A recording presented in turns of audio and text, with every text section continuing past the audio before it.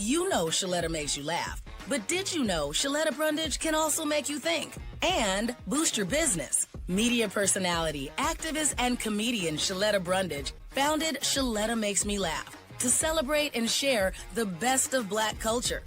It's a podcasting platform. You can download 10 weekly podcasts hosted by African-American subject experts at ShalettaMakesMeLaugh.com or wherever you find your favorite podcasts. ShalettaMakesMeLaugh.com is also a production house, creating broadcast quality commercial content. And Shaletta and her team of storytellers create powerful promotional campaigns to get businesses the brand awareness they're looking for. Some of Minnesota's top businesses trust Shaletta, and you can too. Get out the word about your events and products and get in front of communities of color with ShalettaMakesMeLaugh.com.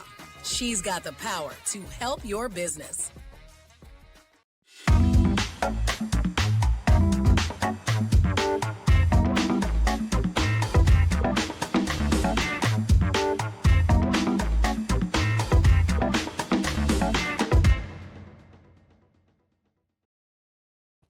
Hey, my Lean and Lit lovelies. Welcome back to another episode of Get Lean and Lit with Lindy. This is the podcast for women over 40 who are tired of diet culture, who want to get and maintain their health, and who may be on a weight loss journey, a fat loss journey, really. And we take a realistic approach to how to do those things, how to be healthy beyond your youthful years, our seasoned years, as I like to call it. We don't cut out entire food groups, we don't skip carbs, and we definitely don't ignore our hunger signals. So today's episode, we're going to be talking about something that I utilize and something that I think everybody should utilize on their health journey, and it's called high volume eating. And it's how eating more food, more food, can help you stay in a calorie deficit. So it's counterintuitive, but we're going to get into it. When I say more food, I mean more food. Okay. Now, if your diet brain is already twitching and short-circuiting just at the thought of eating more food, this episode is for you. Okay, what is high volume eating? What exactly does that mean? And why do I love it so much? Because you can tell I'm getting excited about it, just sharing the information. High volume eating is exactly what it sounds like. You eat larger portions of food that are lower in calories, but they're filling, they're high volume. So we're thinking about fiber, we're thinking about foods that have high water content, and we're thinking about foods that are moderate to high in protein. So in those categories, we're talking about vegetables, fruits, lean proteins, soups, potatoes even. Yeah, I said potatoes, okay? Relax. The goal is to feel physically full, mentally satisfied, and hormonally supported while still eating fewer calories than you would normally eat. And here's the truth bomb of it all. Hunger is not a fat loss requirement at all. You don't have to starve to lose fat and to stay in shape. Because especially after the age of 40, our hormones, stress levels, sleep is in and out all over the place. Our muscle mass can shrink if we're not doing the proper workouts. All that stuff matters after 40 and beyond. So this is just a simple tool that you can implement starting today that will help you get closer to your health goals. So let me take you back to a chapter in my life that I used to call the era of sad portions. Okay, this was way back in the day. I truly believe that losing fat and maintaining my healthy shape meant eating like a bird, just being super picky about what I would consume. For example, I'd eat a cup of yogurt, a handful of almonds, and I would measure and weigh everything, obviously, of course. So back then I would have a salad that was so small. Relative to today, it seemed like I was eating a garnish compared to the salads that I eat now. And shocker, I was thinking about food all day. It was crazy.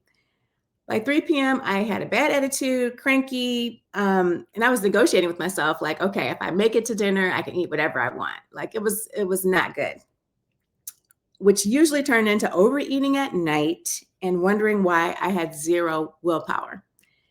Well, spoiler alert, it wasn't about willpower. It was about biology. And y'all know I love biology. I love science. I was a biology major in college. So I had to really look into it and figure out what the heck was going on. Okay.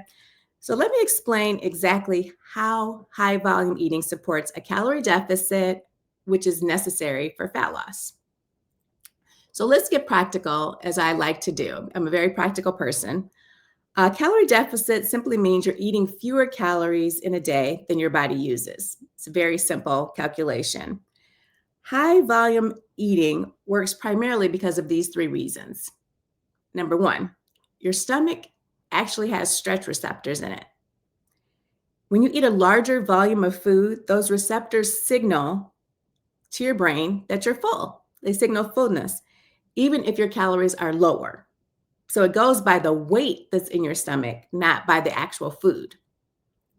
Number two, fiber slows down your digestion. So fiber keeps your blood sugar steady and keeps your hunger in check. And number three, protein increases satiety, which means you're feeling satisfied. You stay fuller longer, and you are also preserving your muscle mass, which matters a lot after 40 when you're eating appropriate amounts of protein, which is 1 gram of protein per your ideal body weight. So if you want to weigh 120, eat 120 grams of protein per day. So for example, instead of eating a small muffin, which could be 300 calories for breakfast, and gone in like 4 bites, it's very small, you might have a veggie-packed egg scramble with egg whites and cottage cheese for boosted protein. That's a very small number of calories. You could have some potatoes, some like home cooked potatoes with onions and peppers, and a piece of fruit. So this meal is the exact same calorie count as a muffin, yet it's triple the volume. So it's going to keep you fuller longer, keep you satisfied, and you're not going to be reaching for snacks in between meals. It's the same calorie deficit that you would create, but a totally different experience, physically and mentally. So here's the moment it really clicked for me. I started to build these massive salads. Like I'm talking about a big, huge serving bowl with greens and all kinds of veggies, not like a sad side salad, like a real hearty salad. Think of a large dinner plate salad. We're talking I would use like a big bed of greens, roasted veggies, a good protein source like grilled chicken or salmon or tuna fish, a good carb source like with sweet potatoes or regular potato, quinoa, lentils, or even brown rice, and real salad dressing, not the fat-free stuff that's basically Frankenstein dressing. I'm talking about real salad dressing. I remember thinking to myself, there is no way this is diet food. There's just no way. But guess what? I was full and I was satisfied, and I wasn't tempted to raid the pantry later. That was a moment that I realized feeling full isn't the problem. Feeling restricted is the problem. So here are the top 3 common mistakes that I see women over 40 make when it comes to the volume of the food they're eating. Mistake number 1 is just adding veggies, but keeping everything else very, very small. You still need protein. You still need carbs. Speaking of carbs, lovelies, please do not fear carbs. They are our friends, especially if you work out, which is what we all should be doing. So do not fear carbs. Carbs are good for us. Our brain thrives on carbs. Number 2, this is the second mistake. Thinking high volume eating equals eating all day, grazing. That is absolutely not what I'm talking about. Nope, it's quality and composition of your meals, not constant snacking. So if you eat, let's say, for example, you eat 3 meals a day. Some people eat 2, but let's say you eat 3 meals a day. Each of those meals needs to have enough calories, enough fiber, enough protein, and enough carbs to keep you full until you get to the next meal. So for breakfast, you should be able to eat something that holds you over for 4 or 5 hours until you have lunch. And same thing for dinner. You should not be grazing all day. That means your meals aren't composed of the right components. They're not satiating, and they're not keeping you full for the time that they need to be keeping you full for. So, and then mistake number 3 is ignoring satisfaction. If your food is not enjoyable, this lifestyle is just not going to be sustainable for you. High volume eating is not about punishment. It's about a good, smart strategy that you can implement on a daily basis. I do. One of the biggest wins when doing high volume eating is when you're traveling. Instead of skipping meals or saving calories like we like to do for special times in our lives, focus on protein, a ton of vegetables. At least half of your plate should be non-starchy vegetables, whether it's spinach, broccoli, a combination, green beans, whatever it is, non-starchy vegetables. And in my mind, I'm thinking of low-calorie ways to make my meal bigger and heavier. So it's a volume-heavy mindset that I want you to think about adopting. Eating this way allows me to enjoy appetizers when I go out. It allows me to enjoy desserts if I want when I go out, because I'm not walking around ravenous. I've already stretched my stretch receptors in my stomach throughout the day in my earlier meals, in specific in my breakfast meal. So this freedom is priceless. I highly encourage you to give it a try. It's very sustainable. I've been living this lifestyle for, I don't even know how long, probably over a decade, once I discovered that this is the way to go. All right, let's talk about how you can start high volume eating today, right now, as you listen to this podcast. So here's your simple starting point. At each meal, ask, number 1, where's my protein? That should be the first thing. You should build your plate around your protein. Number 2, ask, where's my fiber? You should eat a minimum of 30 to 35 grams of fiber per day. So make sure you have a good fiber source in every one of your meals and snacks. And number 3, how can I increase volume without cranking up my calories? If you can answer those 3 questions successfully, you are good. So you should add food before you subtract it. For example, if you regularly eat rice, one super easy example of how to increase the volume is to replace half of your rice serving with half a serving of riced cauliflower.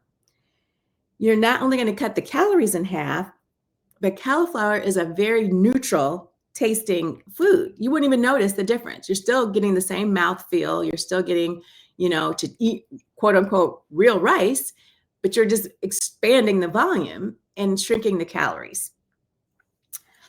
I actually use a cup of cauliflower rice in my oats in the morning. And I know that sounds kind of, to some people that might sound gross, but you can't even tell that it's in there.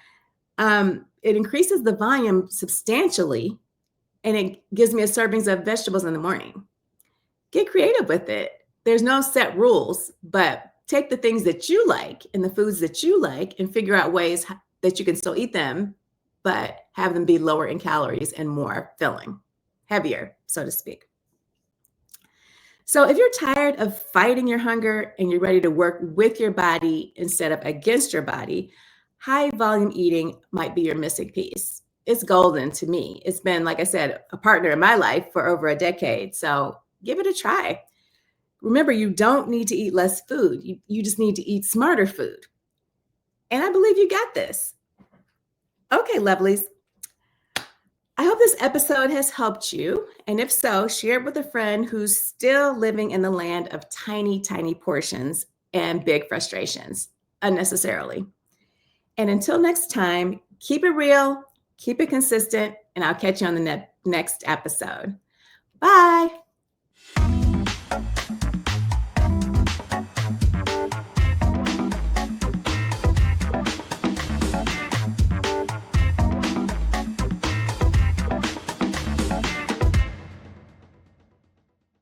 Hey, it's your girl Shaletta. Are you over there running low on your insulin supply and worried how you're going to pay for it? Minnesota's Insulin Safety Net programs got you covered. If you have less than a 7-day supply of insulin, you can get a 30-day refill for just $35 at any Minnesota pharmacy. Go to mninsulin.org today, print out the application, complete the form, and just take it in to your pharmacy. Go to mninsulin.org. I'm Shaletta Brundage. And I'm Patrice Bailey. Food entrepreneurs are struggling right now, but listen, you don't have to do it by yourself. That's right, because the Minnesota Department of Agriculture is here to help. Join us on Monday, February 2nd for a free lunch and learn at 11 o'clock. Wait, did you say free? I said free. That's my favorite word. And you'll love this even better because attendees will get information about grants that help support their farm, food, manufacturing, or cottage food business. Y'all better hurry up and sign up because space is limited. So because of that, go to mda.state.mn.us and go to the events page to get registered. We'll see you there. Want to own a home, especially your first? Well then, welcome home to the Old National Bank Down Payment Assistance Program. We're here to help you from start to finish and make getting a mortgage a little easier. Plus, you may be eligible for up to $15,000 to use toward your down payment. How's that for a little easier?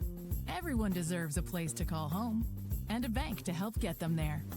Connect with an Old National mortgage lender to learn more. Old National Bank. Get old in your new home.